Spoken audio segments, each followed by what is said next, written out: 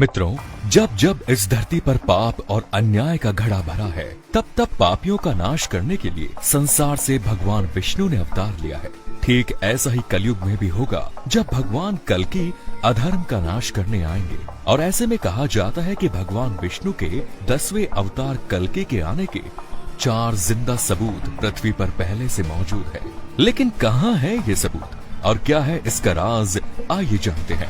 मित्रों, धर्म शास्त्रों के अनुसार महाभारत काल के बाद जब श्री कृष्ण ने अपना देह त्याग किया, तो उनके सुदर्शन चक्र ने खुद को पृथ्वी के अंदर समाहित कर लिया था।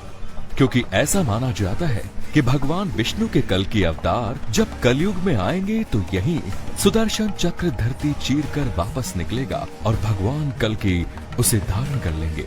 सोचने वाली बात है कि आखिर वह सुदर्शन चक्र से युद्ध कैसे करेंगे, उनकी क्या योजना होगी।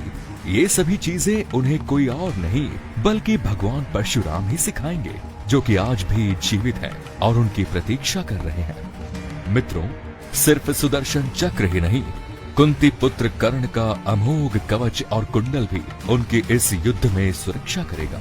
बताया जाता है कि महाभारत काल के बाद आज भी समुद्र देव और सूर्य देव इस कवच और कुंडल की सुरक्षा पुरी के कोणार्क में सदियों से कर रहे हैं। और तो और दोस्तों, काली पुरुष के खिलाफ होने वाले इस युद्ध में भगवान कल्कि का सबसे बड़ा हथियार बृहन्न पदार्थ साबित होगा। जी हाँ, वही बृहन्न पदार्थ जिसके बारे में कहा जाता है कि वह भगवान श्री कृष्ण का दिल है, जो आज भी भगवान जगन्नाथ की मूर्ति में धड़कता है। धर्म विद्वानों की माने तो बृहन्न पदार्थ में असीमित शक्तियां, और कलयुग में इसी बृहन्न पदार्थ की मदद से कल्कि अवतार काली पुरुष को पराजित करेंगे। इसके अलावा भगवान कल्कि के होने वाले परिवार के बारे में बात की जाए तो उसका जिक्र हमें भागवत पुराण के स्कंद 12 के अध्याय 2 में साफ साफ एक कथा के माध्यम से देखने को मिलता है।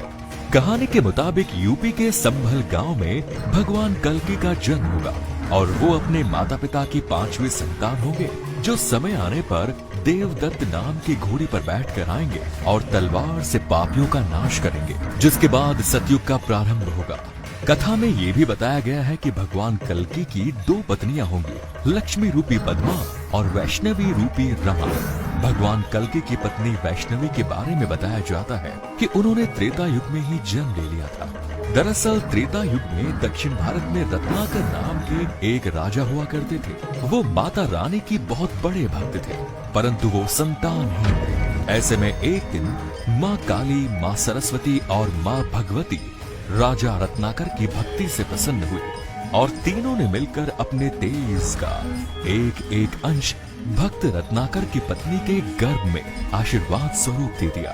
इसके साथ ही उन्होंने रत्नाकर के सपने में आकर ये भी बताया कि उनके घर में दिव्या बालिका जन्म लेने वाली है, जिसको कलयुग में लोग पूजेंगे और भविष्य में एक खास किरदार निभाएंगे। आगे चलकर राजा रत्नाकर के घर में एक बच्ची की किलकारी गूंजी, जिसका नाम त्रिकुटा रखा गया।